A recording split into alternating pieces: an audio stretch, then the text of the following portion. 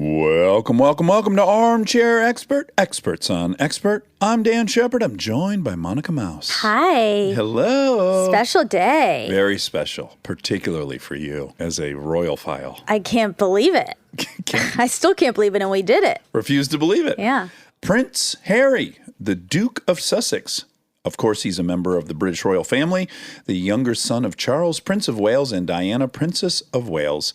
Radical dude. So cool. Had zero idea of what kind of guy he was. Yeah. I thought he was going to be a little more stiff, like a little bit royal. Yes. And he was very fun. He was just a rad dude. Before you enjoy Prince Harry, we have an enormous announcement. Yeah. We here, Rob, Monica, and I at Armchair Expert are going to go to Spotify. That's right. In July. Exclusively, and we will be doing the exact same show you've always loved, or hopefully you love. And we're going to be doing that on a platform with more fun features and more ways to get involved with the community. Yeah. And it's going to be wonderful. So if you haven't already, please download the Spotify app. Get on that. And listen to us there. Starting in July, it will be the only place you can listen to us. So get on it now. And yeah, same show. And we hope you all join us because we love doing this more than any other thing we do. Yes. Now, please enjoy Prince Harry. He's an armchair expert. He's an armchair expert. He's an armchair expert. What was your feeling about Joe Rogan's comments about Vaccinating? Ridiculous, obviously. And I side with him. Get comfy, though. We want you to be relaxed. There it is. There it is. There we go. So I think what he said was ridiculous. And I also a little bit agree with him. Like, I fucking call fights. I'm an MMA announcer. I'm not Fauci. No one should be listening to my opinion on medical shit. So I agree with both sides. Like, what he said was stupid. I think the issue is, like, in today's world with misinformation just, like, endemic. Yeah. You got to be careful about what comes out of your mouth when it comes to that, because news doesn't exist in just news anymore. Yeah, you're totally It's right. splattered all over the place. So people like listen to Joe Rogan and say, "Oh, if he says that, then maybe I'm." And you're right. There's a sort of like, don't listen to me. It's like, well, don't say that. Just stay out of it. Exactly. And just acknowledge you are a person that people listen to. You are. And If you have a platform, Exactly. with a platform comes responsibility. But I like, agree. it is all very tricky. So like Oprah famously got sued by the meat industry for talking about mad cow disease. This is how her and Dr. Phil met. And part of me was like, yeah, she has a huge platform. And also she can have a fucking opinion about shit. She's not like legally responsible if you decide to stop eating meat because of her opinion. How about this? What if I say when I was single, I didn't wear condoms as much as I should have? Like, has that become a thing that people? I'm not advising anyone not you're to. Saying you didn't do as much as you should have. Exactly. Oh, there we go. Should have. Should have, yeah. Oh, so okay. you can certainly share the opinion and say this is my opinion. But and I recognize it was stupid. Yeah, the implication is you should have done something different. That's true. again, all comes down to being responsible. Yeah, remember when we had the guy on? We had someone on who wrote a book called Hooked about the food industry, and it was crazy. He was like, the same people who are selling you whatever, the processed food, have an investment in the pill that will... He was saying specifically, like, they create this huge problem with overly sugary foods. They also offer you the antidote, which is sugar-free food. It's a good business plan. Like, if I were an investor and you brought it to me... It's smart. There's no denying that. Yeah. But supply and demand, right? Mm-hmm. By the way, I have a libertarian bent to me. I have an individual rights bent to me. And I used to think that until I learned that if it were a fair competition, yes. So if it was just this food tastes delicious and it's on you to not eat a bunch of it. But once I found out they're employing the world's best chemists to not just design a good taste, but a taste that dissipates really quickly so that you desire another bite quickly. Like, you're outmatched in that situation. It's not a fair fight. It's like the algorithms on the internet. You can't compete with that, a human. You can't, if you have the awareness of what it's doing to you and the fact that it's learning. Yes. Right, which is scary. Exactly. Yes. And advertising has been going on for hundreds of years. Full-fledged for 100 years. Yeah, exactly. Yeah. But done really responsibly. The difference here is targeted ads. if ads have always worked for companies, Yeah. you put on the TV, you can walk away, you can come back. Your involvement is switching on, switching off, or changing the channel.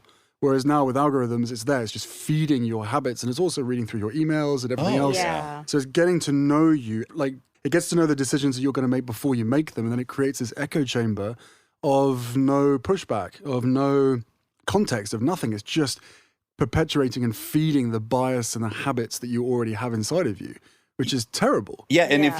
if you were asked So what you were going to scary. do next, and then you asked the algorithm what you were going to do next, the algorithm would be right like 3-1. Yeah. So that's why it's not a Ugh. fair fight, because you can't remember everything you've done in the last 12 years, but Google knows what you've done for the last 12 years in a nanosecond. And I think they get to wash at the moment, until it changes, at the moment they get to wash their hands of responsibility, because it's like, oh, it's not human error. It's a computer. It's like, but Yes. who wrote the algorithms? Yeah. You guys did. Yeah. Exactly. Pretty soon the Probably algorithms. all male and all white. Yeah. Yeah, likely. Yeah. Yeah. And here we are, you and I, a couple white males, Luckily, pontificating. Toya and I are here. First of all, I'm so excited you're here. It's very flattering that you came down from Santa Barbara. Like, you had I know, I to fucking can't work believe to it. get here That's all right. I just sat in the back, did a little bit of work, read my notes. and perfected the algorithm. Perfected the Gave them more data. Exactly. I didn't expect to come into a building site, though. Yeah, Most people don't. That wasn't in the brief. I left that part out. I expected better. I'm really excited to meet you because, in full disclosure, I'm the most ill-informed person on the royal family, at least in my circle. You're the only one I ever knew. And simply because you were in those awesome nude photos in Vegas. And I literally said to myself, this guy's a party. Yeah, he has said that many times. Yeah. I'm sure you're constantly looking for other people to go sort of balance out your own behavior, right? Exactly. Yes. It's relatable. Truthfully. And then on top of that, I was like, God, this motherfucker's got a good body. You are in tremendous Okay, shape. now it's getting weird. We haven't touched weird yet. That was a few weeks before I went to Afghanistan. This is the other reason I knew you, is because I was there in 2007 doing a USO tour, and the big hubbub was that you were going to be arriving. Okay. And I remember thinking, oh, wow, they send princes into battle? I did not realize. Yeah. That was not what I thought happened. So much for keeping it quiet. Yeah. No, of course everyone knew, Look, right? at least I wasn't running down the stripping, albeit all naked. Right? Yeah. At You, least. At least. you could have been one of the dancing boys of Afghanistan. We Do you know should about that? show the prince the calendar. Where is it? What calendar? You think that's going to make him feel more comfortable? Well, yeah, because I don't want him to think it's just Oh, him. yeah. It's not you who I'm just obsessed with. Thank you. Okay. Yes. Monica makes this for me every year, and it's a calendar of all my favorite bodies of And they're my all men. friends. They're all men. And they're all gorgeous And- bodies. Yeah. Why am I not September? Exactly. Well, Okay, next year. Next year, yeah, Yeah. we'll find that. That's And it. why is it on September? Can I tell you who that is? This is obviously a clear favorite. Oh, right, because you're born in September. Exactly. Who is this guy, though? That's Kumail Nanjiani. You know Kumail, don't you? You might not know. him. Silicon Valley. Did you ever watch Silicon Valley? Yeah, No, of he's. course I haven't. Oh, of course I have. I recognize his abs. Very notable ad. Oh, so that's an inside joke. So my friend Tom Hansen, who I worship, he's 72 and he's my idol and my de facto father. He's got the most enviable hair of anyone I know. Look, that's a 72-year-old head of hair right there. What's weird is everybody else is showing their abs and then he's just showing the top of his That's head. right. It's kind of things I covet. Who's this? Oh, so that was an AD on a show I was on, Nick, who just was inordinately jacked, and I was obsessed with it. And he accommodated Monica. I did a lot of very uncomfortable texting to get this calendar made. Like, hey, is there any way you could send me A picture of your torso. picture of your Torso. naked body? You can pick the part, whatever you feel looks best. And now that you're in our sphere, You're the one who has to ask the question. Well, it was a surprise gift. I don't ask for this. This is just a benevolent gesture by Monica. And now that you're in our sphere, you're fucked because she is going to ask you for That's right. something. No, wait, next year. you can have the top of my head. It's bald and it's ginger, but you can have the top of the head. Okay, so I want to know: are you nervous to do this interview? Well, I didn't know it was an interview, so It's not. Conversation. It's a chat. Yeah. was I nervous? No, not so much nervous, but I guess on this particular subject around mental health, Yeah. for me, it's always unfortunately, today's world is quite a sensitive subject, not just for the people who are sharing, but ultimately the subject matter itself has to be handled with care. Yeah. There can be humor, there can be everything else, but when it ends up getting weaponized by certain people, Headlines, yeah. yeah, you can never predict it. Though I probably, in this instance, you probably can. But that doesn't worry me anymore. I used to be fearful of it, Yeah. but now it's almost like the same groups of people that come at it so negatively or try and turn it against you or weaponize it, and therefore affect so many other millions of people from doing so. Yeah. Actually encourages me to speak out more. Yeah, Yeah, exactly. yeah. And I guess that's probably the same with you guys and the same people that sat in the same chair, which is like, look, I'm going to be vulnerable. If I get attacked for it, let's see who's actually attacking me. Yes. Yes. What's their story? Yeah. What's their agenda? Right? Who do they work for? It actually says more about them than it does. But that's how I've always felt when it comes to the projection. I mean, hatred is a form of projection, right? Yeah. We're not born to hate people. Yeah. So it manifests itself over a period of time. And of course, it can come from unresolved pain or being hurt continually as a young kid or through adult life. But ultimately, there's a source to it. There's a reason why you want to hate somebody else. Yeah. And when it comes to trolling on social media, the best way that I look at it is like, okay, take a moment, be aware of what this is doing to me and how it's making me feel. Yeah. But then look at them and go, how's your day going? Yeah. Yeah. And actually have some compassion for them, which is really hard when you're on the receiving end of this, like, just vile, toxic abuse. But the reality is, as you say, flip it. Yeah. Flip it and say, what happened to you? Yeah. What made you want to come at me like that when clearly we've never met? You don't know me. Like, what's your goal? What are you actually doing? I know it might make you feel better in the moment, but long term, it's not going to help. Okay, so where I come from in working class Michigan, I think my fear of sharing about like being molested or violent stepdads or all the stuff I went through, my fear was like those people will be like, oh my God, you need so much attention. Like that I'm mining it for sympathy or attention, which I'm doing neither, but that was maybe the hurdle for me to get over is that voice of my peers at home. What would they say? That I'm just attention seeking. What are yours? Like, what is the thing you go to from your childhood or whatnot where you can hear people saying, like, stop being a baby, stop. No, I think more like, oh, you need help. As a case of not so much weakness, but, oh, I don't know how to deal with this. You're unhinged or you're not particularly well. Go and seek help. And it's like, well, rule number one is when you actually want or feel as though someone needs help, telling them to their face, you need help, is probably the best way for them to go, no. No, I don't. No, I don't. Yeah. Object, run away, delay, Exactly. all these kind of things, or go and drink or take drugs or whatever. You Yeah. find a different Take your way. clothes off in Vegas. Maybe. Any single one of us, whoever we are, wherever we come from, they will always try and find some way to be able to mask the actual feeling and be able to Totally. try and make us feel different to how we are actually feeling, perhaps having a feeling. Right? Yeah. Because so many people are just numb to it. That was a huge part of the beginning of my life, which was like, I rejected it. I said, there's nothing wrong with me. I'm fine. Yeah. Well, there's a male component too, don't you think? Like, Huge. yeah, I know for me, where I grew up, any emotion was weakness, and weakness was cancer. Yeah, true. But look how much the world has changed now. I think the worse the world gets or the harder it becomes and the more suffering that there is, the more people feel as though they have something relatable within their community to their neighbors or perhaps online. Yeah, yeah. And that's creating a change of the conversation, certainly through this series that Oprah and I are doing, as far as I've viewed it for many, many years now, and we're very vocal about it on the series, which is speaking out, especially now in today's world, is a sign of strength rather than a sign of weakness. Yeah. So if you are making that conscious decision to say, you know what, it's not self-serving, but I want to share my story, or I'm being asked to share my story to hopefully help someone or loads of other people, I'm probably going to get trolled. I'm probably going to get attacked by the same people that would do it anyway. If I'm willing to make that decision, surely that comes from a place of courage rather than weakness. Yeah, oh, for sure. The Yeah. easy thing to do is, is to stay quiet.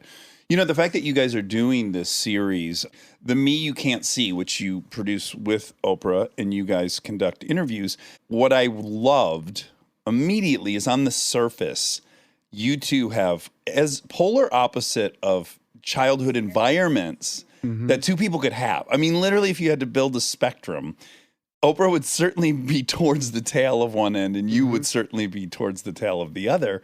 And yet what I love about it is trauma, loneliness, all these things, they transcend that whole spectrum. And if Oprah's at one end, I'm in the other based on my privilege and my upbringing, Yes. and Oprah's at the opposite end, then every single one of us is somewhere along there. And by the way, I truly believe that you can move along the spectrum as well, right? Wherever you were born, you may start in one place, but that will change over time. Well, you guys are almost flipping. Maybe Oprah's going to end. Oprah's going to end up the queen of never America. Whoopsie.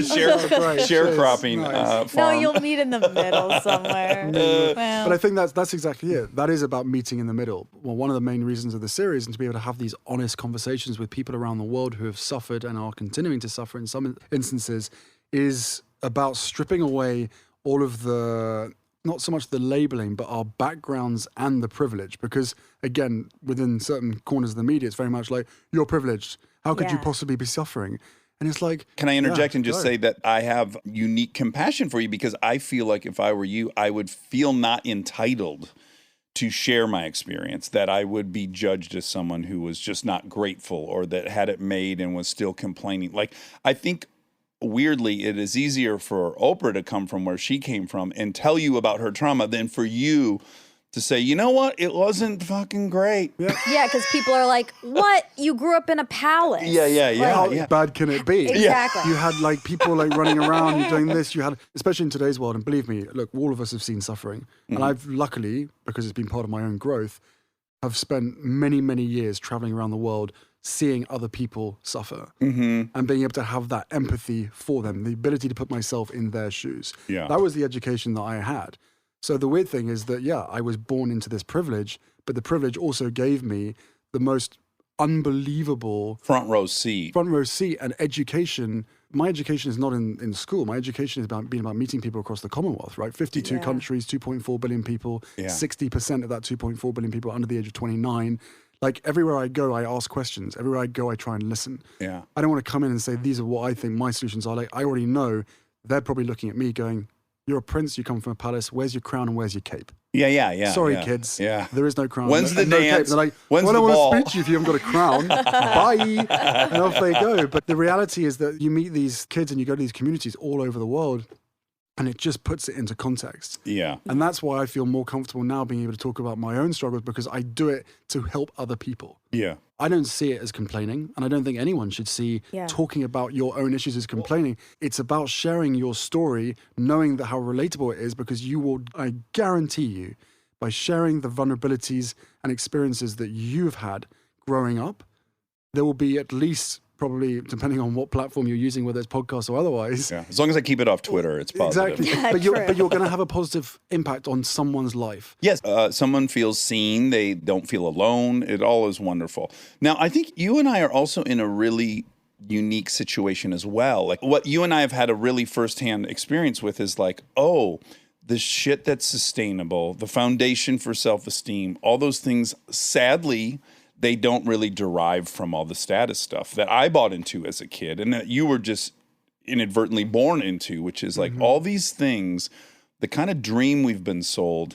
I just like saying out loud, like I had made the most amount of money I ever made. People recognized me at the airport and I was on the verge of killing myself because I was such a bad addict. Life was miserable. So like I had all the things that are supposed to make you happy and it just didn't fucking work. So you were chasing something. Yes, the thing I needed wasn't the things I thought I needed. Like the things you need is like connection to community, being of service to other people, things that are actual self-esteem builders, not accomplishments or adoration. Those things, at least for me, didn't fill up or give me the esteem I needed. But being catapulted into fame Yeah. was presumably a hell of a lot to deal with. And Yeah. did you have anyone around you at the time guiding you or giving you advice? Oh God, no! I had a bunch of me and my Addict friend, friends. well, a bunch of us, The bottom of the bag. Yeah.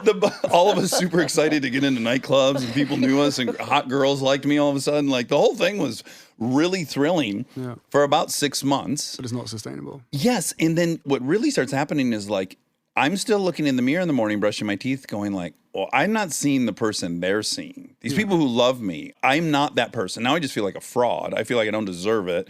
There's just a million feelings, none of them good. But do you remember or do you have awareness to what the reason for the drugs and the drinking was, apart from having a great time and now knowing that you can afford it? Yeah. Touching on what we talked about at the beginning, like there's a reason for that. And for you, it was your upbringing and everything that happened to you, the trauma and the pain and the suffering. Yeah. All of a sudden you find yourselves doing a shitload of drugs and partying hard. Yeah. Look how many other people do that as well. They wouldn't necessarily have the awareness at the time. I certainly didn't have the awareness when I was going wild. Yeah. Like, why am I actually doing this? Yeah. In the moment, it's like, Well, why not? It's fun. Right. I'm in my 20s. That's what you're supposed to do, isn't if it? asked, you would say, "Oh, it's fun." Yeah. But now you read, I'm sure, Oprah's book, which is great. What happened to you? I haven't read it yet, but I know. Okay, you're gonna love it. Listen to it on tape. That's what I did. I don't know why I told you that. Maybe you enjoy reading. I assume they taught you how to read.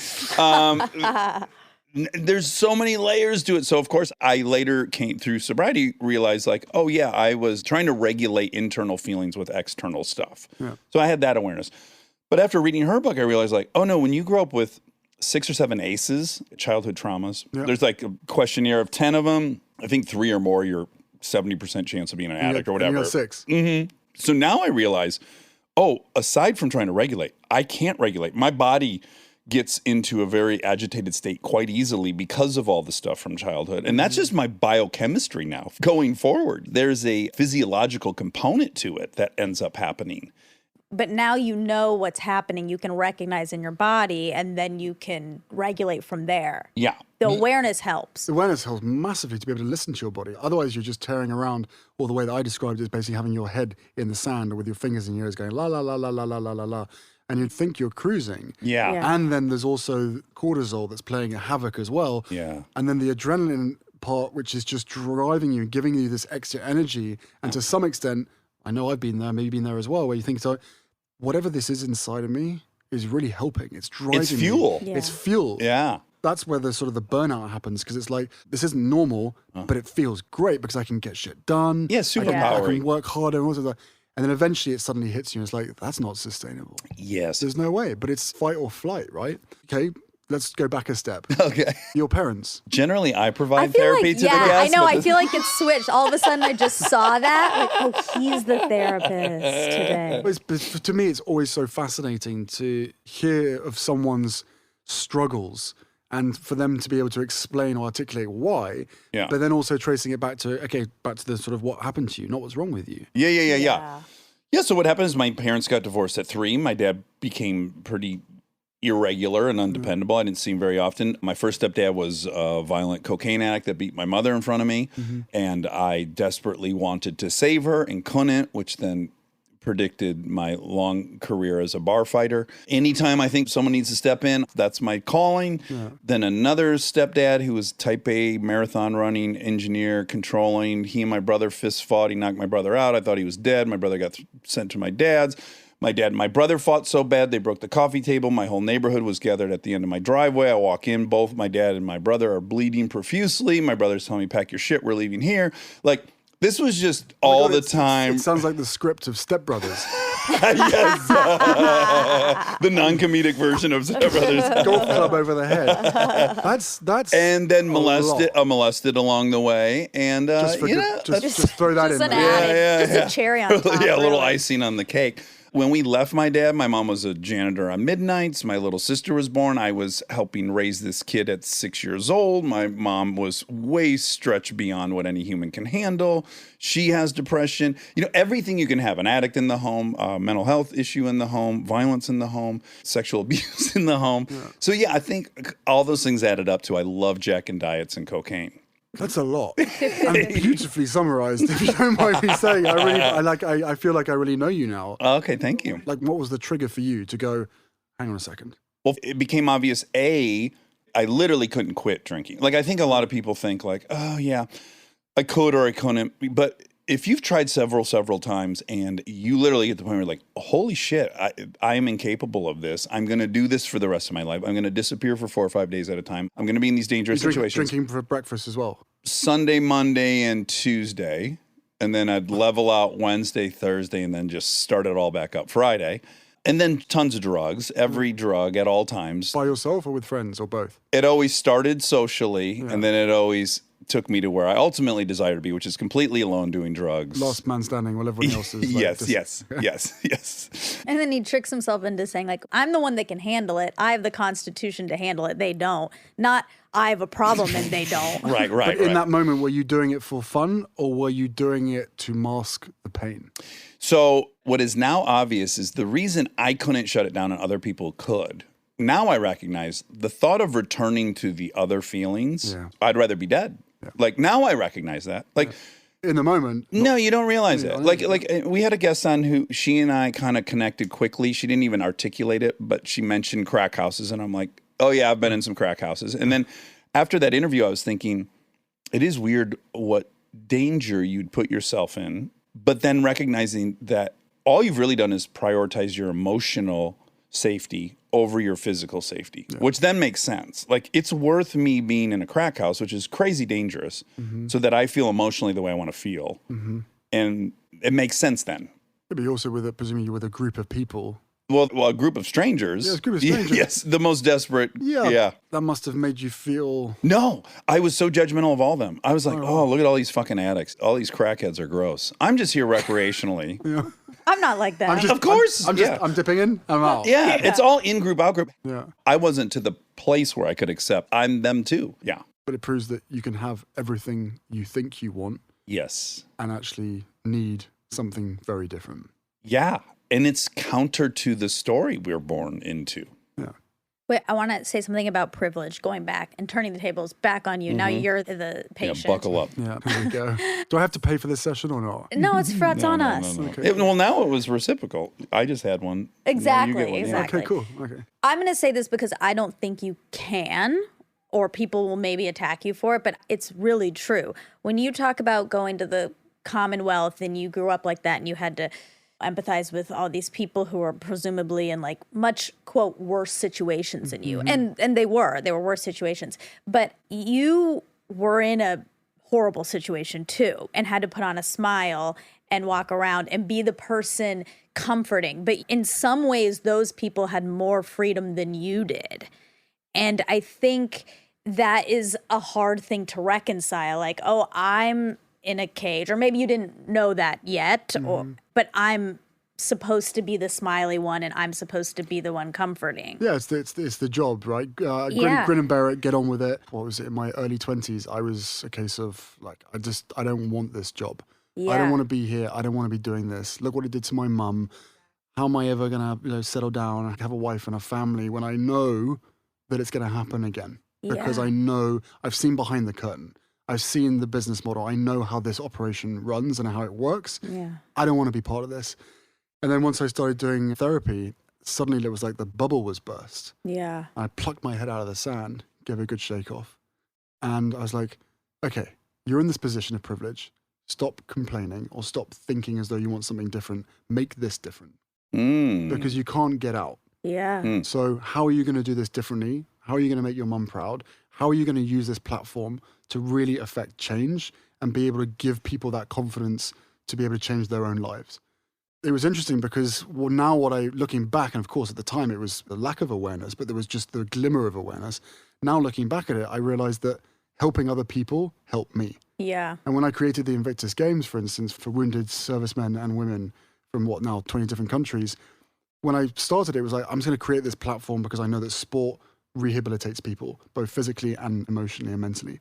But once I started doing it, once I started to see the progress and the impact, I suddenly was like, wow, healing other people heals me. And I think that's where the sort of the compassion piece comes in for all of us, which is once you've suffered, you don't want anybody else to suffer. And it's an esteemable act. It's something you can actually be proud of yourself I actually for. think a human, that's what we're supposed to do. Yes. Right? Compassion. There's an element of selfishness there. I don't think there's anything wrong with that. No. At all. I think if you helping other people gets you the fix that you want or that you need, happy days. Yeah. Wouldn't that be a different world? If we're like, you know what? I wake up this morning, I'm feeling really shit. What am I going to do? I'm going to go and help my neighbor.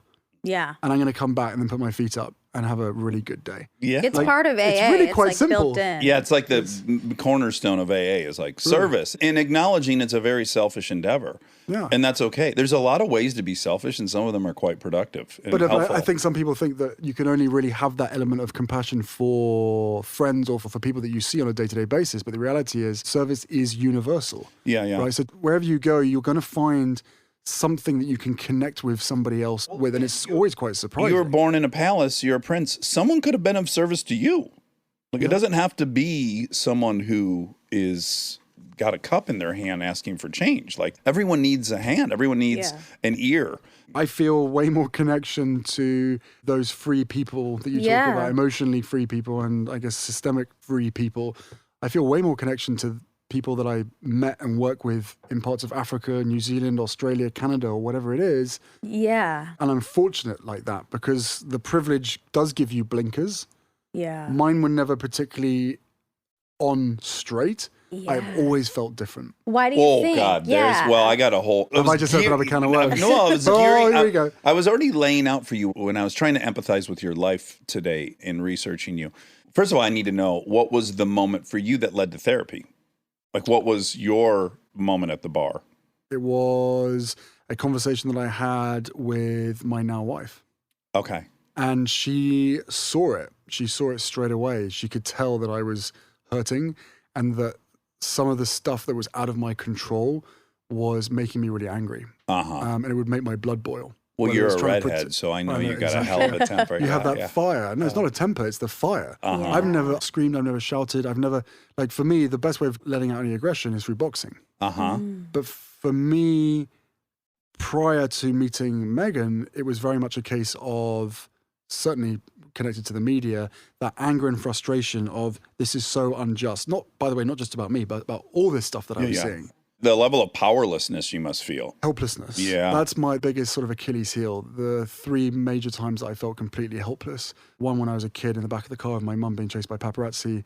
2 was in Afghanistan in an Apache helicopter. And then the 3rd one was with my wife. And those are the moments in my life where, feeling helpless hurts. It really hurts. Yeah. And that's when you think to yourself, shit, like, I got the privilege, I've got the platform, I've got the influence, and even I can't fix this. Yeah. I can't change this. And when you start getting in your head about it, that's when it starts sort of taking a toll. Well, you probably get self-critical as well, like I would imagine. Massively self-critical. Yeah, if it were me, I'd be like, what the fuck? I have all the weapons, and here I am still can't alter the course of this at all. Yeah, I mean, the good thing is the course is being altered now. Yeah. Yeah. And look, everything is supply and demand. And in today's world, the way that hate has become so profitable, the system is set up so that whether you're for it or against it, you're still contributing to it. And I think it's really hard for people to understand, which is like, you see something hateful about someone or something, you then end up sharing it, saying, oh, look what they've done now. Look what so-and-so said. But by sharing it, you're fueling the fire. So the best thing to do is to be able to be aware enough to go, I reject this. I'm going to push this out of my life. I'm not going to share it with somebody else. Why the hell would I share something that I hate with somebody else? Yeah. I'm going to share the good stuff. Yeah. And then collectively we can flip the whole thing. And then suddenly compassion, love, and empathy becomes the driving force rather than hate. Yeah. Sorry, I got a little bit deep there. Yeah, and I We enjoyed like it. it, I'm yeah. 3/4 erect right now. Oh, But luckily my God. legs are crossed. This is part of his trauma. He can't go 5 minutes without making Being a a sexual pervert. reference. Okay, I'm so glad you're here to keep us safe. Stay tuned for more Armchair Expert, if you dare.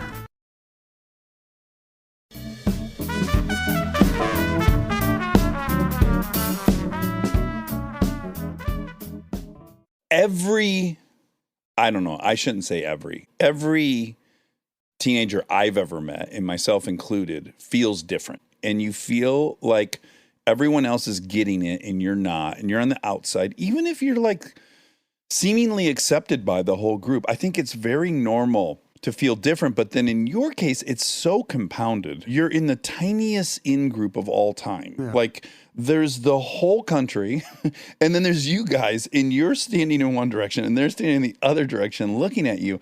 The whole world. The whole world. I was liking it to Truman Show. Have you seen that movie? Yep. It's a mix between the Truman Show and being in a zoo. Yes. Well, that's funny you'd say that, because a couple of the snaps I've had in public, regrettably, I've said that. You're not at the fucking zoo, and I'm not a bear. I'm not the attraction. Yes. Aside from that, you were kind of cast into a movie without being asked, which is kind of a wild, wild thought. I don't know that anyone could actually Understand comprehend. that.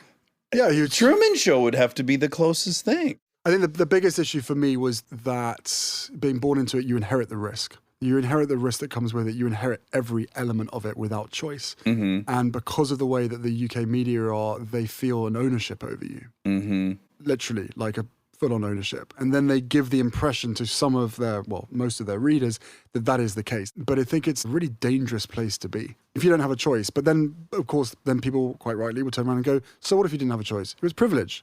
Yeah, no, I reject this because this was an argument made to Kristen and I. We had this whole campaign for paparazzi and magazines here in the U.S. to not show kids anymore. It's called No Kids Policy, and most of the magazines adopted it. There's a couple of shitty places that still do that, TMZ and fucking World Mail or whatever the shitty thing Daily you have in Mail. London, Yeah, Daily and Mail. page 6 of the New York Post, they took pictures of my son being picked up from school on his first day. Yeah, so they didn't, but the majority did. So but when we first had our daughter Lincoln, the paparazzi lived across the street from our house endlessly, right? Since then, it stopped, and it's been great. But I reject...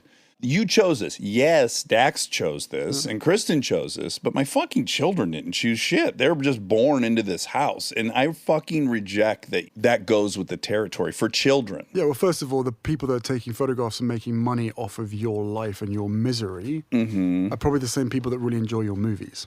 Hopefully. Yeah, I'm exactly.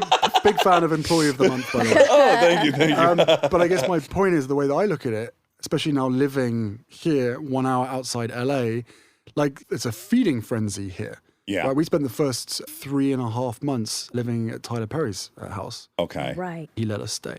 And the Squatting helicopters, the drones, the paparazzi Wow. cutting the fence, like it was madness. Yeah. And people out there, their response was, well, what do you expect if you live in LA? It's like, okay, well, first of all, we didn't mean to live in LA. This is like a Right. staging area before we try and find a Yeah. house. Yeah. And secondly, how sad that if you live in LA and you are a well-known figure, You should that not be able just to. have to accept accept it. it, And yeah. and the You have to live indoors. Yeah, and the first lot of security we had said, I said, well, where's the safest place? He said, inside. Ugh. And I said, sorry, so just because I'm a well-known person, You can't go outside anymore. you can't go outside anymore? That's what you wanted, Harry. Yeah. You wanted to not go outside. You've always wanted that. But it's really, really sad. And of course, their argument is from the paparazzi and everybody else is like, oh, if you're in the public space, then it's absolutely Yeah. fine for us to do it. It's like, Yes. so what is our human right as an individual and as a family? You're saying that if the moment we step foot out of our house, that it's open season and free game. What, because of public interest? There's no public Exactly. interest in you taking your kids for a walk down the beach. Right. Nothing. Yes. And of There's course, not news. no, there's not news. Yeah, yeah. This is my issue with it. It's like news should stay as news. What has happened in today's world is that news has been hijacked and used to commercially benefit a small group of people. So it's this sort of rabid feeding frenzy. And going back to the kids' point, it's absolutely true. Like, these kids don't get a choice. They don't get a say in it. And if it becomes any worse, then what you're basically accepting is, okay, fine. So anyone with a talent. Yeah. Let's criminalize. Yeah, let's punish everyone. Let's punish people who've got a talent and have driven and have literally worked their asses off to get to a point where, yes, they're making money. And yes, their fans are contributing to that. Yeah, yeah. But they're bringing entertainment and value to society, whether it's through movies, whether it's through music or whatever. Yeah. So if you continue to chase them and their kids, you're probably going to not just stop them from wanting to go to work. You're certainly going to put their kids off ever wanting to. So it kind of is self-defeating. It's a weird one. So Strange. having moved, it got better there? Yeah, way better. Oh, good, good. But just 2 days ago, Orlando Bloom sent me a message because he's down the road and we sort of keep in contact because of the paparazzi. Yeah. He sent me a photograph, which his security got, of this long-haired guy with a beanie on with his earpods in, with his massive camera lying in the back of his 4x4 truck, blacked out windows, a woman driving, who she likes the sort of the peace sign where she's sitting there as a distraction. And he's laid down in the back of this truck, taking photographs of them out with their kid. Yeah. And whoever else is in that area. Yeah. How is that normal? How is that acceptable? Yeah. Well, when we took this on, I didn't try for a second to say legally this shouldn't be allowed because I know our First Amendment is such that it is going to protect the press, as in some ways it should. It's the fourth estate. That wasn't my argument. My argument was, you know what else isn't illegal? Shitting on your dining room table. It's not illegal. You could totally do it. You wouldn't do it because you're not a monster.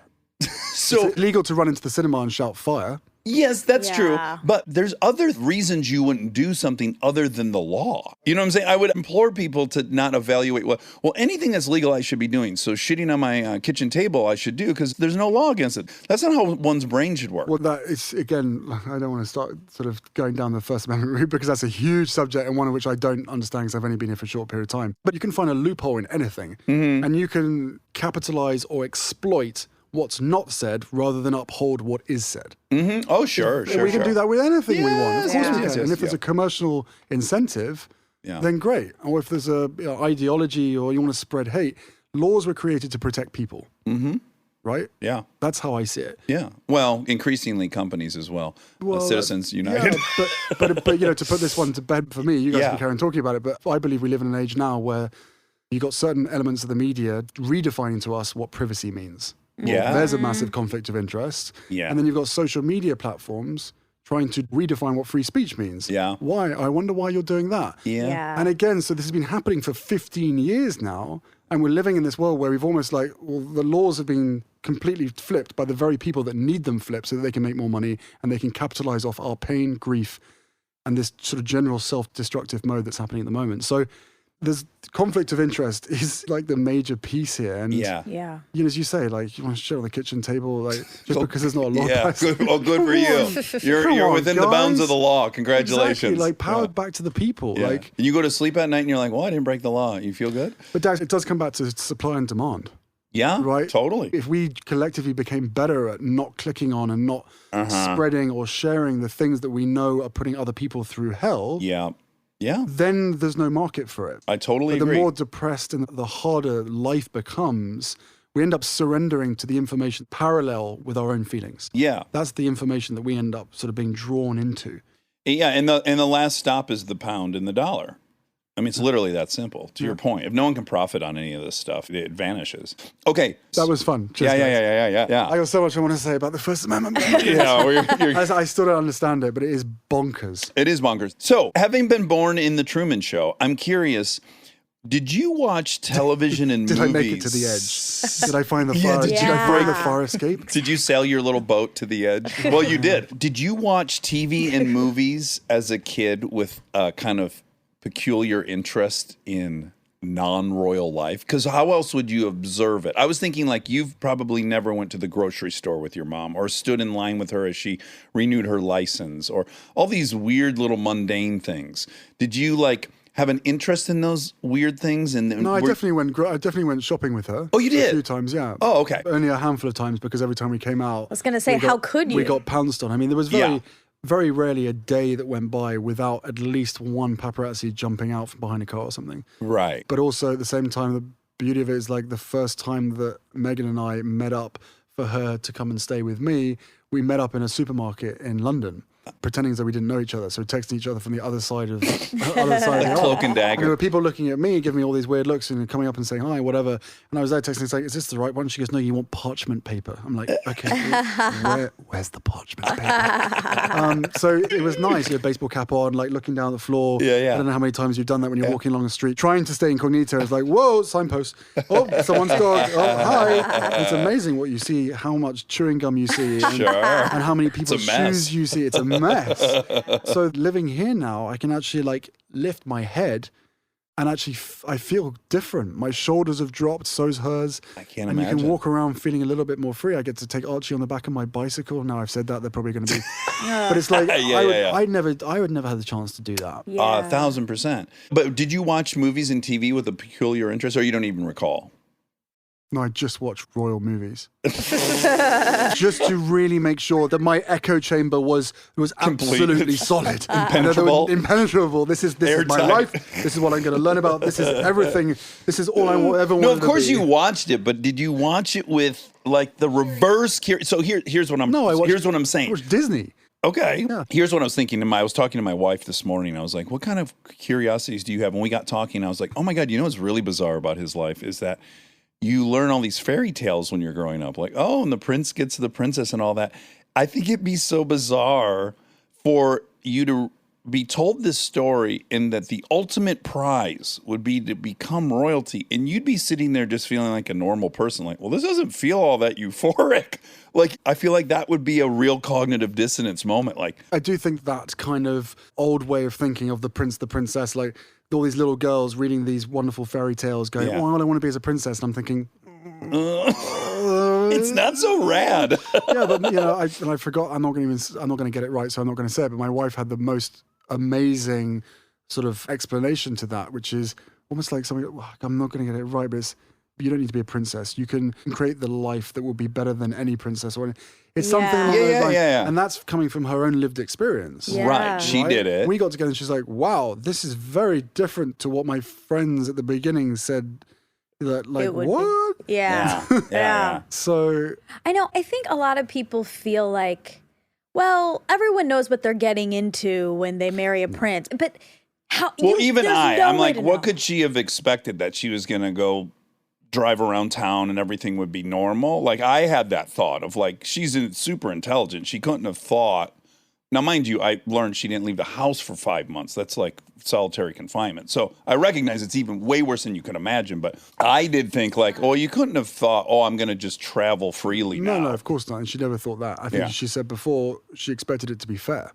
Yeah. Which I think anybody exactly. does. It's like, yeah, okay, I'm a public role model or I'm a public figure or I'm a celebrity, whatever it is, you expect a certain element of interest in your life. Sure. But at the same time, you still expect to be able to have a private life. Yeah. As opposed to this idea of every time you step foot outside, you get chased. Yeah. And even when you stay inside, because of the way that social media is now, you're everywhere Yeah. while you're nowhere. Yeah. So Yeah. actually, and also, by the way, if it's not true, then that is unfair. Yeah, Yeah, 1,000%. And especially when yeah. you can't defend yourself. So, Yeah. yes, I think when you marry into it, especially when it's one of Princess Diana's sons, Yeah. there is a certain amount of, okay, what am I actually letting myself in for?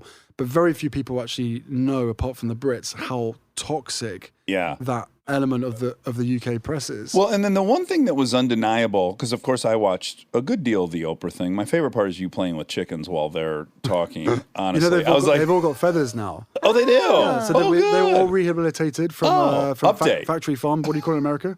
Yeah. factory Factory farming. farm, Yeah. or what's the other word? I can't remember.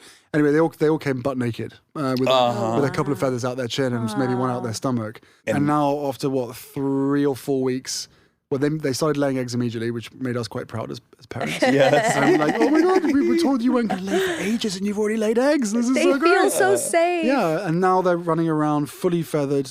Yeah, anyway, back to the chickens. Yeah. I was just like, oh God, that would be me in this interview. Like my wife would be talking to Oprah and I'd be like, oh, there's a lot of talking. I think I'm going to play with these We're chickens. The chickens need attention. We're the chicken. Need a distraction. We're the chickens. Find me the chickens. But you said the glasses were never on exactly right. The blinders, you guys call Blinders. them. I call them blinkers. I think you guys call them blinders. Yeah. Got Yeah. confusing when you said blinkers. I always Sorry. thought you were, That was what were a that's, moped. that's your confusing face. That's what just derailed me. I was like, wait, he had fucking blinkers installed? Blinders. Blinders. They weren't exactly installed correctly on you. And why do you think that's because of your mom? Yeah, definitely. The massive, immense impact that she had on us in the short time that she was around Yeah. was huge, because all she wanted to do was make sure that we had as normal life as possible. But it was interesting, so going back to the whole sort of traveling around the Commonwealth, I thought I knew, right? Being able to travel that much and meet so many and such a diverse group of people, I thought I understood life. Yeah. Especially bearing in mind most of the countries that I was going to and most of the communities I was going to were people of color. Yeah. But then I was really shocked once I started doing therapy and that bubble was burst and I started doing my own work, really like a lot of work, Yeah. and started to uncover and understand more about unconscious bias.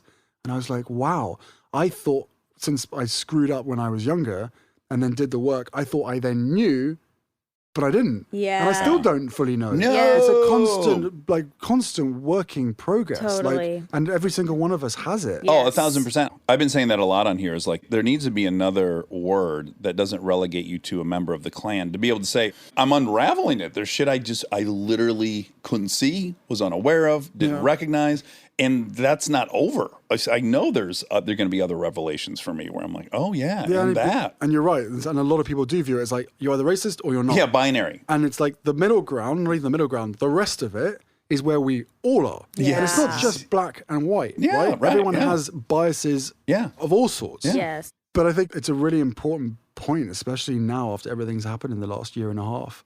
Like the world is changing. The younger generation are driving it, and you've got a multi-racial, cultural sort of movement happening, which has never happened before. But unconscious bias is, the way that I understand it, is, again, it's not something that's wrong with you, right? And you don't have to be defensive about it. Yeah. That's the thing. No one's blaming you. But the moment that you acknowledge that you do have unconscious bias, what are you going to do about it? Exactly. Because if you choose to do nothing, Now we got a problem. then you're continuing to fuel the problem, which means that actually you're then heading towards racism. Yes. Whereas unconscious bias is actually something that is inherent, unfortunately, in every single one of us, but that it is possible to educate yourself to be more aware of the problems and therefore be part of the solution rather than part of the problem. Totally. Yeah. Yeah. As we say, it's the water you grow up in. You can't see water the you're water. swimming in. The water you're swimming in. Just keep swimming. Okay. When I imagine your life, I spend a lot of time was pretending about I to was say, you today. How often does that happen? There's a lot of projection. Now that I've spent time with you, please remove me from your head, No, from your no, no. torso wanting photograph. It's only gotten worse. yeah. Eric. Now he So, really wants it. Here's what if I were you, I feel like I would have loved the military. Did you love going into the military? Well, and you would have been kicked out pretty quick. Oh yeah, I have the Just so biggest you're absolutely clear. authority complex. Yeah, I would not be a good candidate for the military, but I imagine having grown up in the fishbowl that you were in and the in and out group being like just 10 of us in the rest of the world. Now you enter this brotherhood, this fraternity, and now you're in an in group that's huge. Now you're living in a fucking, there's no royal treatment in the military, right? You're in the same shitty barracks and you're fucking doing all the stuff you have to do. I have to imagine did you love that? I loved it. I loved wearing the same uniform as everybody else. I love Yeah. being treated the same. Yeah. I loved the expectation of if you want to get that job or you want that promotion or you want to finish this race, it's all on you. Yeah, it's a meritocracy. There's no special treatment. You're not going to get any help. If Yeah. anything, you're probably going to get treated the opposite because everyone thinks that you've had an easy life and everyone's always helped you get to where you are. Yes. And then suddenly, school, I hated exams. And I promised myself I'd never do exams again. Then I joined the army, of which is full of exams. And I still promised myself I'm never going to do this. And then I ended up flying Apache helicopters, of which is full of exams. I'm just like, what am I doing to myself? Wait, hold on. This You is are insane. you are a pilot? I was. Get the fuck I'm out. no You longer flew an qualified. Apache. Yeah. Now I definitely need your torso shot. Way more than I Well, no, needed what we before. should do is we should go dune buggy together. Yes. You take me for a helicopter ride. I'll take you in the dune car. Yeah. And oh my God. I'll put a 30mm cannon on the top. Okay. Perfect. Perfect. And then yeah. we can have great fun. It's chromoly tubing 4130. It could definitely support the weight. But you have an RAF flag on the side of it, which is shocking. That's gonna be an issue for you. I'm going to paint over it. It's really from Quadrophenia, to be honest. It's a reference to the WHO more than the RAF, but Okay, well, the army in the UK call the RAF crabs.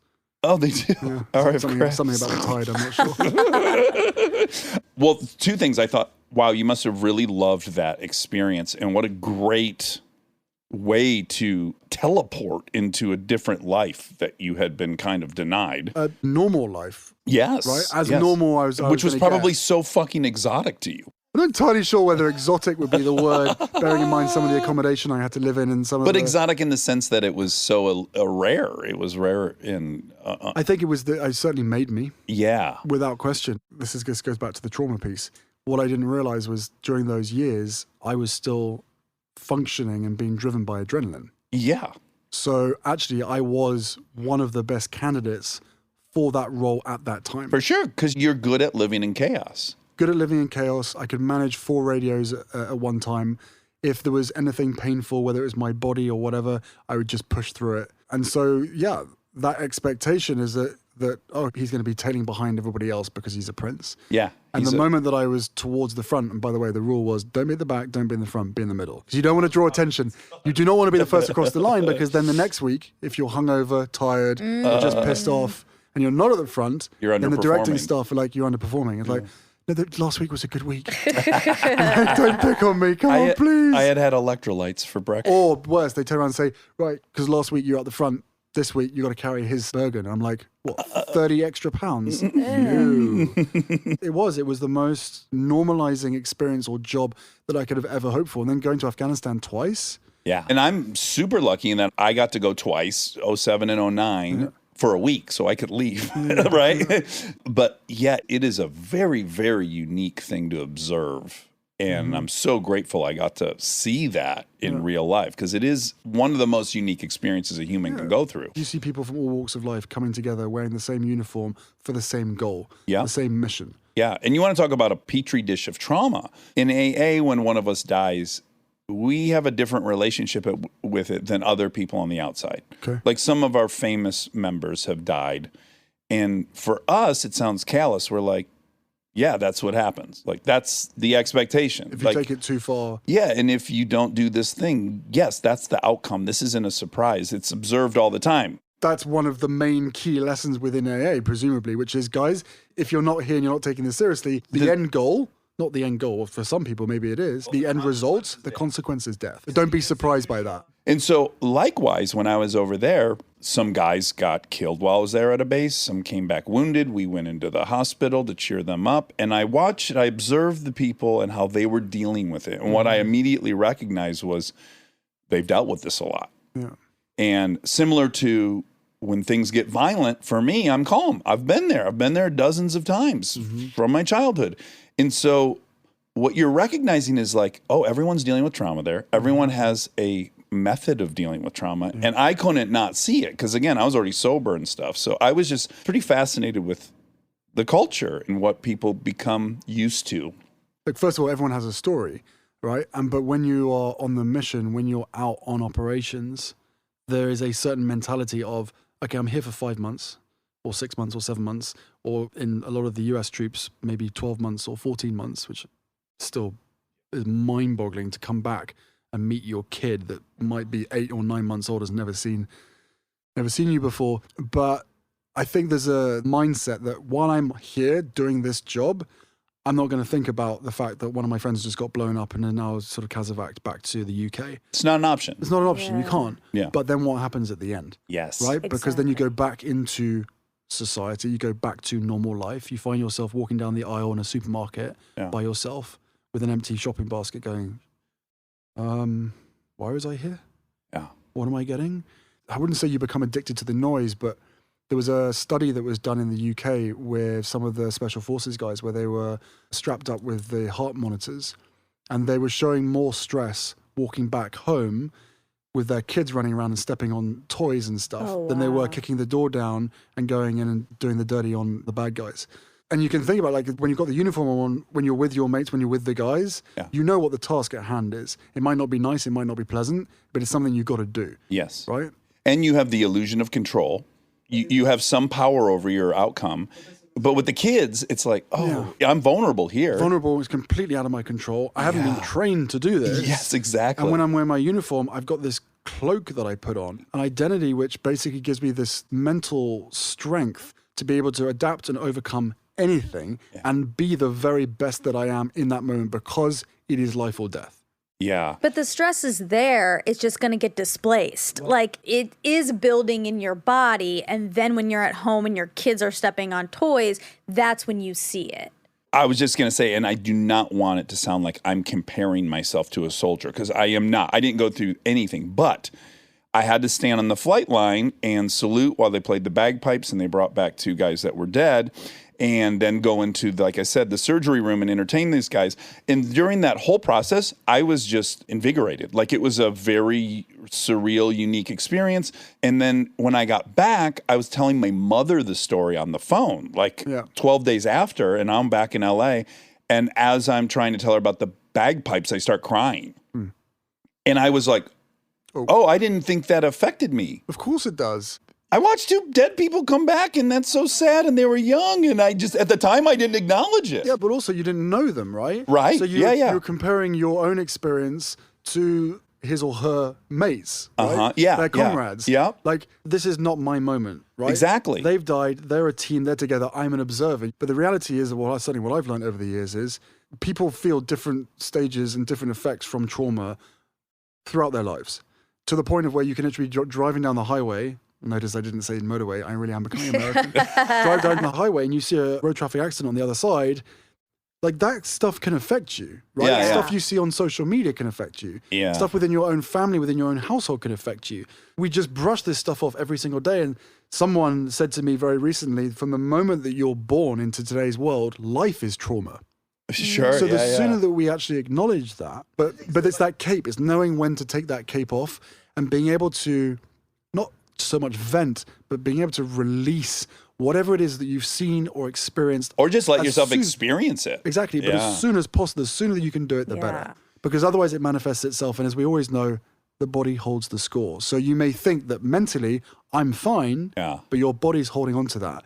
And sooner or later, The bill comes due. And if you're not aware of it, then you'll keep suppressing it, and it will come out of you as forms of projection against the people that you love. Yeah. So far better to process it and continue to put in the work and continue to be aware of what your body's telling your head and your head's telling your body to be able to find that equilibrium. Stay tuned for more Armchair Expert, if you dare.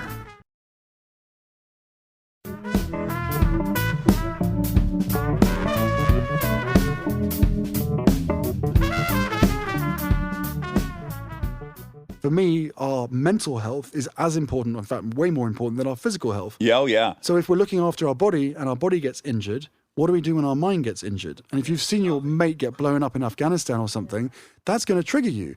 But then the last thing I'd say on this is like the Ministry of Defence back in the UK get a really hard time for the number. In fact, it was remarkably small in comparison to what the media said it was.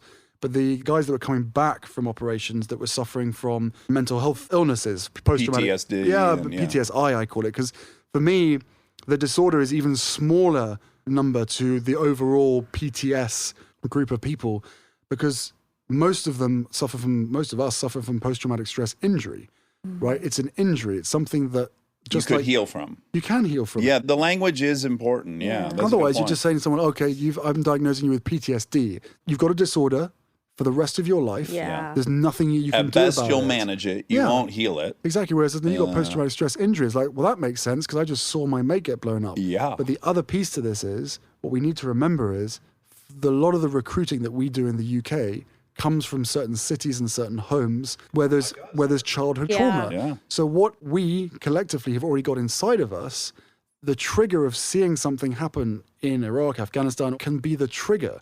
So everyone goes, oh, it's because they were on operations and because they saw their mate get blown up. It's like, no. Is it chicken or egg? That was the lid coming off of all the other unresolved grief, trauma, and pain that they've been suffering from for so many years. Which made them good at that job, too. Precisely. Yeah. Yeah, so I think some of the trick, of course, is like, I want all the shit I got out of that trauma. I want the spidey senses. I want to be calm under fire. I want, when all hell's breaking loose, I want to be the level-headed person. So I want to keep the like upside of it, and then I want to minimize the downside. So that's what I've been working on for years. for the last 5 years, which is like, and it started in therapy of like, I don't want to lose this thing because I feel it's so connected to my mum. Little did I know it's adrenaline. Right. But then once I was like, okay, the fear of losing that, whatever this special thing was inside of me that was helping me communicate with people, giving me this extra energy, despite the fact that after 45 minutes of meeting people, I get back in the car and feels like I've just been in a boxing ring doing 12 rounds. I'm like, Yeah. oh, I'm exhausted. Yeah. Once you find that balance of being able to switch it on and switch it off, and being able to like channel all of that energy into the moment or the task at hand, then you're talking about more like a sort of like a consciousness, awareness, strength of mind, mental fitness piece. Yeah, and having choice. And That's having the choice. ultimate goal. And prevention, right? Staying ahead of what Yes. you know Yeah. is going to come. For me, it's expectations. So taking a minute to go, okay, we're about to go to the airport. When I get to the airport, the TSA guy is going to make me do something that makes no sense. It'll be absolutely illogical, and I'm going to have no control over that, and that's going to happen. And then I'm going to get to the gate. I'm going to see a lot of people sneaking pictures of my children. That's coming. Like when I can enter those situations having already thought through, like, here's all the things coming, I'm so much better in those situations. You have to though, because we've all got the monkey brain, right? Yeah. And it's the same as you get caught in rush hour. Every single day, Yeah. you do the same thing. You I jump in the car. know. You know you're going to get caught in traffic, It's but then you ridiculous. still lose your mind. Like, I'm Yes. going to be late. I tell you what, why not just write a list saying these things are going to happen, and I'm just going to accept it and deal with it because it's out of my control. There's nothing that I can do about it. Otherwise, you're setting yourself up for failure every single day. Yeah. Yeah. Wait, can we talk about parenting real quick? Because you were parented in such a specific way, not just by your dad, but by the whole family. And it's so specific that I wonder, and like you said, like you were told, oh, you're just, something's wrong with you, you're crazy. I wonder, are you trying to parent in the opposite direction? Yeah, what you'll see in the Me You Can't See that comes out on the 21st of May is very much a case of, I verbalize it, which is, isn't life about breaking the cycle, Yeah. right? There's no blame. Yeah. I don't think we should be pointing the finger or blaming anybody. But certainly when it comes to parenting, if I've experienced some form of pain or suffering because of the pain or suffering that perhaps my father or my parents had suffered, I'm going to make sure that I break that cycle so I don't pass it on, basically. There's a lot of genetic pain and suffering that gets passed on anyway. Yeah, and the We, as epigenetic. parents, we should be doing the most that we can to try and say, you know what, that happened to me. I'm going to make sure that doesn't happen to you. Yeah. It's hard to do because some of it's so just It's really hard to do, but for me, it comes down to awareness. Like Yeah. I never saw it. I never knew about it. And then suddenly I started to piece it all together and go, okay, so this is where he went to school. This is what happened. I know this bit about his life. I also know that's connected to his parents. Yeah. So that means that he's treating me the way that he was treated, Exactly. which means how can I change that for my own kids? And well, here I am. I've now moved my whole family to the US. Well, that wasn't the plan. Do you know what I mean? But Exactly. sometimes you've got to make decisions and put your family first and put your mental health first. And when I'm talking about mental health, again, on that spectrum piece, like mental illness is at one end, Yeah. and then total joy and happiness is at the other. And no one's there, by the way. Yeah, no one's really there. Then, Yeah. you know, certain days and certain weeks, of course you can be there. Tom Hanks. But like, No, he has ups and downs. He has ups but and life is a downs. roller coaster ride. Yes. And the way that I view it now, that gives me such peace of mind, which is the bad stuff that happens, what can you learn from it? Mm-hmm. If the universe is basically saying to you, right, I'm going to school you, what Yeah. can I take from each of those moments that's going to make me better prepared for the next time around? And if you go into life like that, certainly for me, it helps so much. I just got so excited. One of our big fascinations is the simulation. How could Harry not have thought this is a simulation? Because he would be going, oh, I was born a prince. What are the And odds? I'm the one person to leave. Yes. This is impossible. We're pretty sure we're in a simulation. 'cause- Really, what do you mean the moment I open that door, it's going to be like, great, thank you so much. Okay, we don't need you anymore in this role. It's like, what do you mean? What, you mean life? Yeah. And it's like, yeah, Yeah, you did your part. You're cut. Well, don't worry, we're going to kill you off. And yeah, down the elevator shaft, you good with that? Yeah, It's like, yeah. Ours is the least egocentric version of this because we believe we're in her father's simulation. So he came here from India. So we think he's somewhere and he bought this amazing story. He bought a package. And we're all It's like, characters He's going to in it. move and he's going to be very successful and then his daughter's going to do so well. Okay, this question is for you. Okay. What are you doing? How long do we have left? Just 3.5 hours. 5 minutes. Yeah, 5 minutes. That's an hour and a half gone. Yeah. I know. You know what Doesn't that time means? stop? That's called flow, the state of flow. We get in it in this attic. Well, the worrying thing is you've got, what, 2 or 3 pages of questions there. And you've actually looked at it twice. I can memorize this stuff. And I also, got- sometimes we don't. Yeah, he doesn't ever. we go with the flow. Yeah. We follow the rhythm. Okay, this question's for Monica. Have you watched The Crown? Questions for Monica. It's He's for her. asking you 'Cause on this. behalf- When I told you I don't know much about the royals, we've had 35 arguments on this podcast because she loves The Crown and she keeps trying to get me hooked into it. Okay, And I'm Monica, like, why I do you love The don't Crown? get it. I love The Crown because I am fascinated by the fact that everyone involved is living a life that looks very privileged and they are tortured. They're all suffering so deeply. And like, I have so much compassion for everyone when I'm watching it. The show is so slow, quote, but there's so much emotional depth. And I didn't know about any of this stuff. I also like wasn't super knowledgeable. I just didn't know that everyone was so, and this is what I'm saying when I said, like, I think when everyone says, you should know what you're getting yourself into, there's no way to know that life comes with such a sacrifice, a huge sacrifice for a country. Like, I can't wrap my head around that. Being born with the weight of the country on your shoulders. Yes, like it's hard enough to sacrifice for someone you care about, let alone like people you don't know, a whole country, and it's just being concept. passed. A concept, exactly. It's a mental construct. You only know what you know, right? So I think that there's a difference there between those of us in the family that have been born into it and those that have married into it. Coming from Yeah. a relatively normal life, yeah. coming into that is a real shock. Yeah. Huge shock. The you only know what you know is part of the fascination. It's like, we all only know what we know. We all are in our own fishbowls of some sort and are getting past information down that we just take. We take unless you force yourself to come out of it. And like you did, which is so, I have so much admiration because, especially after watching that, even though I know it's a show, what you did truly seems impossible. And takes so much strength, and I have tons of admiration for you doing that for your family and for And you. if things go sideways with you and Megan, just I have a house right over there. yeah, we could be neighbors. We go to the dunes all the time. No, it's really amazing. It really is. That's sweet. I think one of the points is like when you realize that you're damned if you do and damned if you don't. At that point, I guess I have to thank the UK press at this point because it got so bad so quickly. It liberated you. Yeah, it was like Forced you into a corner. the moment you're able to acknowledge that fear and go, actually, I'm no longer scared of you. I'm no longer scared of doing or saying what you want me to do or say. You've basically confronted an abuser, which is like the Exactly. most scary idea in the world. Exactly right. And I think it takes a very special personality to do it. I know you're saying you were kind of forced into it, but other people in your family are in this similar position. Well, I did wonder, do you think you could have done it if you were the oldest? I don't know. I don't know the answer to that question. Okay, that's probably too dodgy of a question to even ask you. So you've never seen it, I would imagine? Or have you seen it, The Crown? I managed to get away with.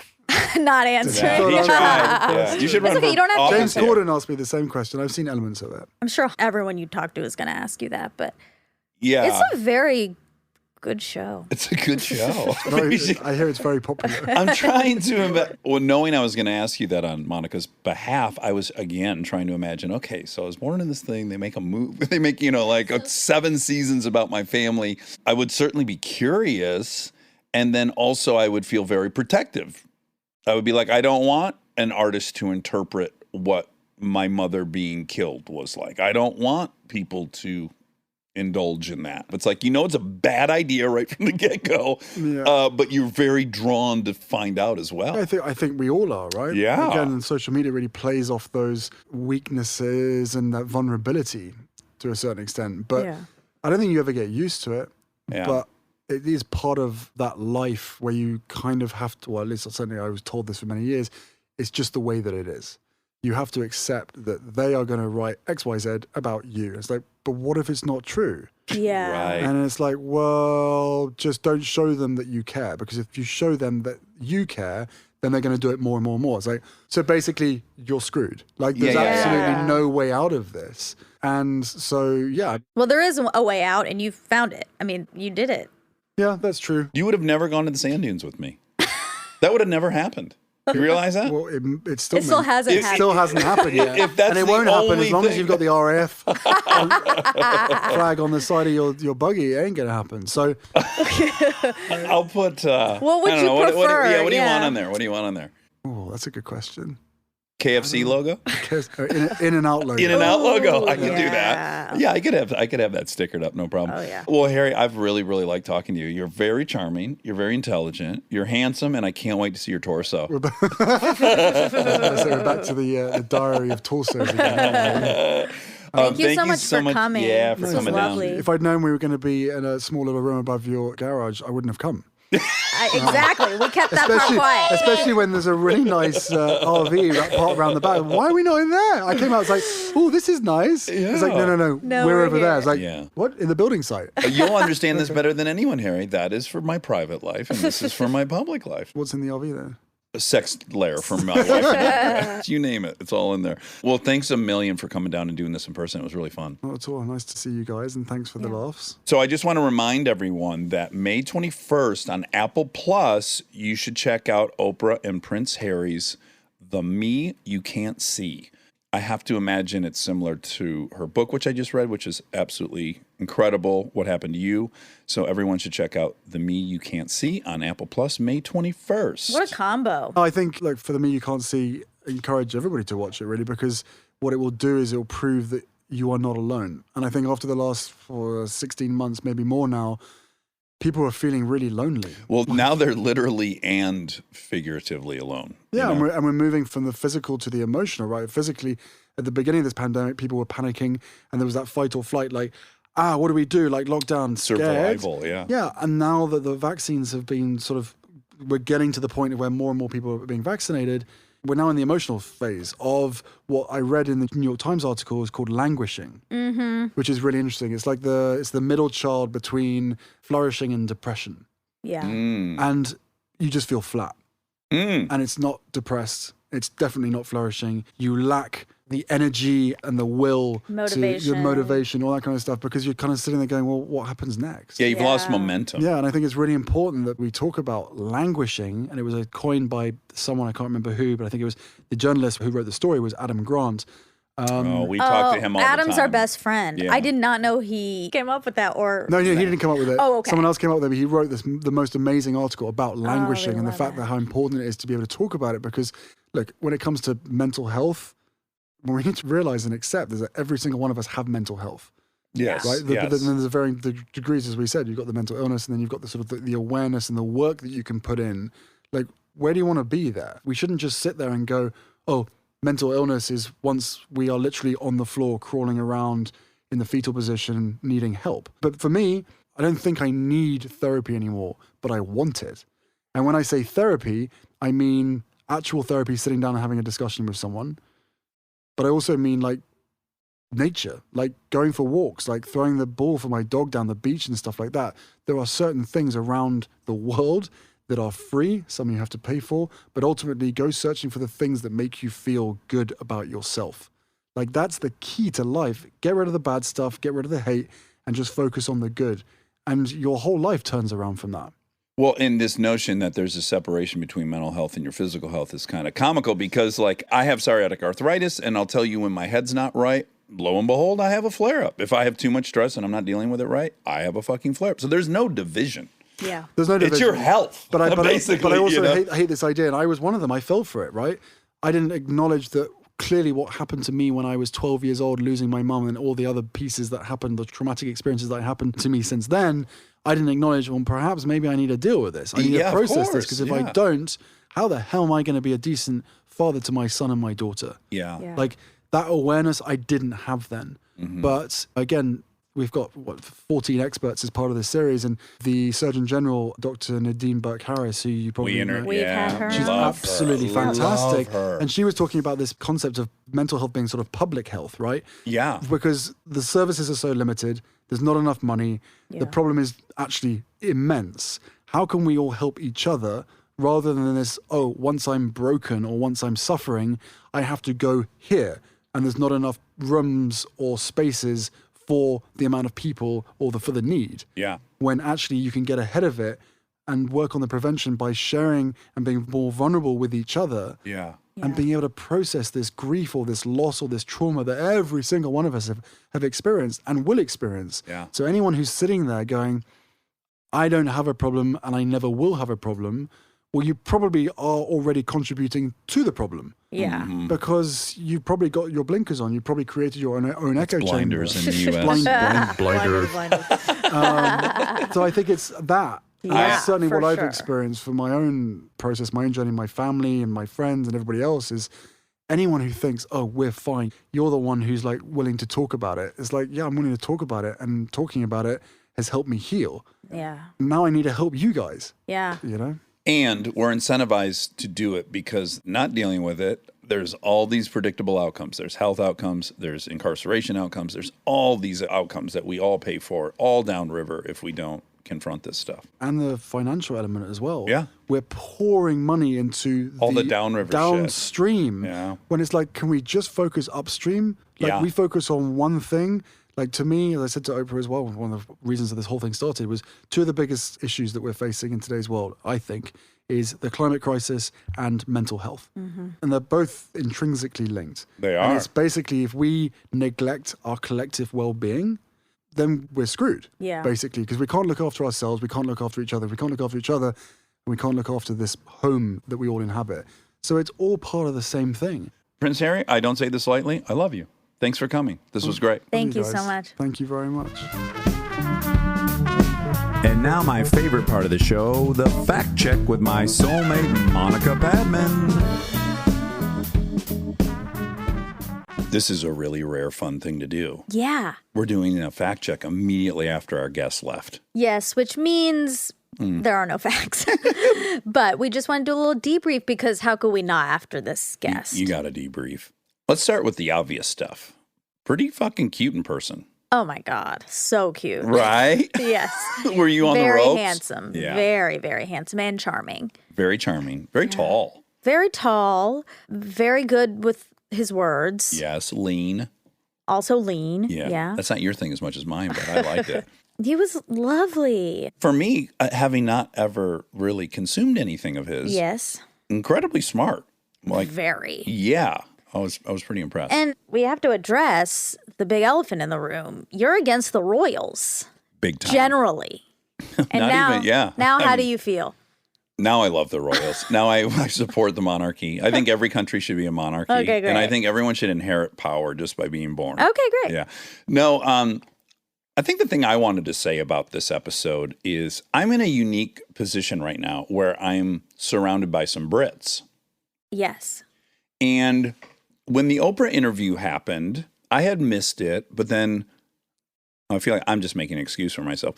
I did watch it. That's the bottom line. All my friends had watched it, and I wanted to talk to them about it, and I watched it. Yeah. I don't have a huge interest in that. Again, now I'm just making an excuse. I watched it. And so when I watched it, and then I was talking to a friend of mine from England, and he had such a different opinion on that Oprah interview. Yeah. Like really different from mine, how he interpreted everything. And I found that confusing because this friend of mine is very, very intelligent and very thoughtful and he's just wonderful. Yeah. So it made me go like, what else is at play here? And what I feel like I've come to is I think we underestimate our own patriotism quite often, or at least I underestimate mine quite often. Like I'm an American. It's part of my identity. And so the analogy I thought of is I imagine that if a Chinese national had wooed one of the Obama daughters, be it Sasha or Malia, and then took them back to China to live forever, and then did interviews in China about inside workings of our evil capitalist system, I think I would be inclined to not like that guy. I think some patriotism in me would just be like, fuck that guy, and fuck, what does he know about the Obamas or our country? Yeah. So in that way, I think I've come to peace or understand why there's these pretty different views of this whole situation over here versus in England. Yeah. What is definitive, the real bad guy, in my opinion, of this whole story is the tabloids. Yeah. They did side by side Meghan and Kate doing the same thing, holding their belly in public. Well, one was the sign of a doting mother. The other was an egomaniac. Yeah. Eating avocado. They both ate avocado. One was poisoning her kid. One was nourishing her kid. Like Yeah. this is stark. Clearly the tabloids were either motivated out of xenophobia or racism because the handling of those two ladies was polar opposite. That's kind of undeniable.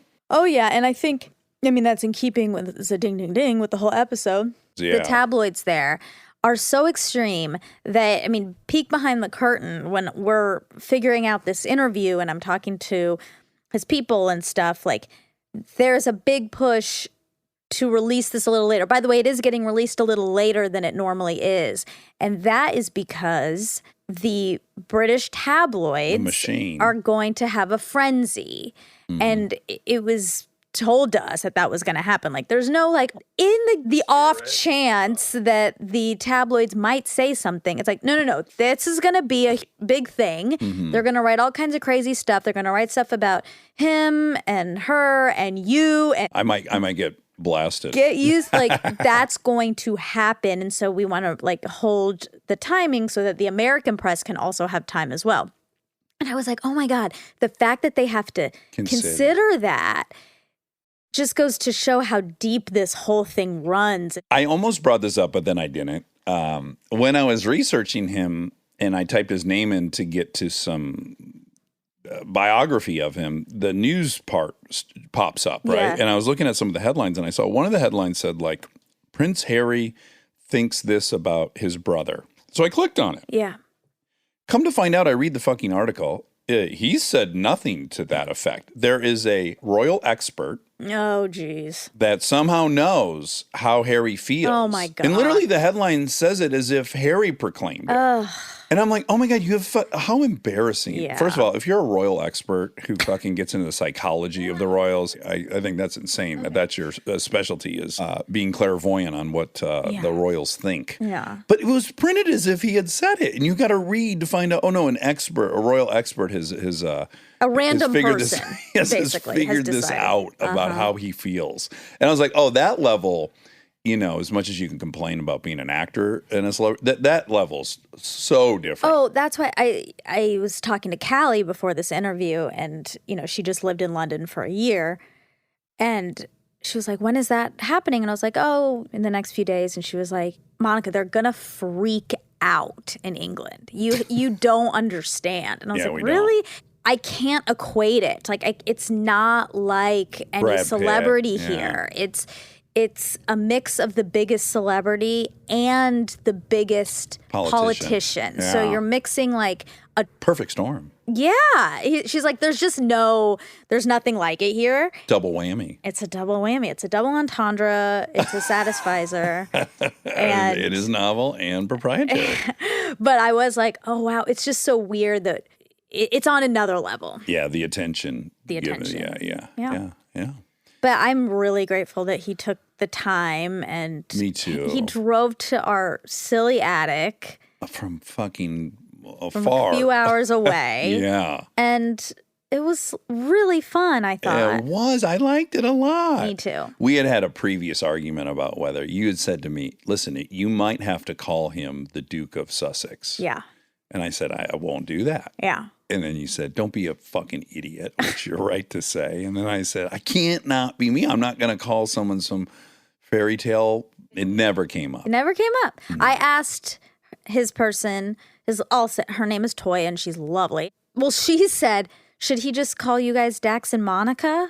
And I said, yeah, unless he wants to give us some sort of royal title. I would like to be the Duke of Milford. Well, exactly. So, You're and I'm the Duchess of Duluth. Duchess of Oh, Duluth. that has a nice ring to it. It really does. Yeah, okay. I'm going to start introducing you as the Duchess of Duluth in our intros. Okay. Fuck. No, and it can build, like, you know how they have a lot of names. Yes. So it can yeah, be yes. Monica, Duchess of Duluth, Miniature Mouse of Mongolia. Peachtree Street. And Well, he also has, in addition to the title, he has 6 or 7 names, by the way. no, You know- that's what I mean. Oh, right, but I mean like normal names. He's like Harold, Mike, David. Oh, Pete, Frank. yeah. It's part of the. He They has- get passed down names from the family, and then I know it's. He's a got whole, like 7 first names. Yes. None of them being Harry. Well, that's was not his true. nickname. One of the, oh, you're right. Yeah, Oh, isn't but it? Harold, I don't think Right? Harold was one of them. really? No. Wait, we have to look this up because. Oh my God, you're right, Henry. Henry. They're using Harry. Oh, I from like that. Henry. That's cute. But generally, the nickname for Henry is Hank. Yeah, I'm glad it's Prince not Hank. Yeah, Ooh. that doesn't have a good ring to it. It certainly doesn't. But anyway, she asked if we wanted to be called Dax and Monica, and I said, yeah, how should we refer to him? Mm-hmm. And I said, probably won't come up because we'll just be in person. It'll just be you. And she said, I always say just like Prince Harry or Duke of Sussex, and he'll tell you immediately just to call him Harry. Oh, But I okay. let him do that. But it never came up with, Yeah. it never came up. Maybe you should have done it because then he could have shown that side of himself, his humility. It seemed really obvious he was very humble. So I didn't think I needed Wait, what's his name from? Henry? Uh-huh. What if you said, call me Henry? And we were like, oh, we were almost there. So close. Like it was in between the full royal title and Harry. Well, once we like get his bros. closer, I like an incremental intimacy. I wish he and Meghan the longest, happiest marriage. And I'm glad that we got your foot in the door. Okay. In case, I'm not going to disagree. Yeah. I mean, you live right across the street. I do. You paint like a pretty nice picture of what life could be like. I do. Well, I love you. I love you. That was really fun. Really fun. Are you glad I asked him about the crown? Would you have asked him about the crown? No, Yeah. I was decidedly not asking him about the crown, but I'm Yeah. glad you did. Well, I felt like I had cover fire because it was in your honor, Yeah. right? Yeah. of Like if course. I loved it, I might not have asked about Yeah. it. I gotta get into it. You know, I have watched some episodes and it's a great show. It is so well done. The acting is so good. Olivia Colman. Ooh, I wanted to point out one other thing, Mm. but I didn't want to do it in front of him. So I guess now I'm talking behind your back, Harry, but it's Henry. not my style, Henry. You know, someone else has left before as well. And do you know The why uncle, they left? because of the marriage. Yeah. To an American. I know all about this because This they is- talk about it on, it's a big part of the crown. But isn't it wild that the 2 times people left their service, it was for American ladies? Yeah. Hey, and American ladies, way to be powerful. that's why the English don't Temptresses. like American Ladies. ladies. But yeah, good for American ladies. Yeah. Yeah. All right. I was shocked by that. I didn't know that history. I mean, I knew that a king had abdicated the throne. Yeah. Bringing. Oh, I in- said his uncle. That's not right. it is his uncle. So his great grandfather came in. He was the one, the king's speech. Yeah, exactly. And it was his brother who had abdicated. Exactly. So Charles's uncle. Yeah. So So that's his Henry's great uncle. great. Or Okay, just great uncle. yeah. Okay, yeah. Okay. Really great uncle. He's a great uncle. All right. Love you. Love you.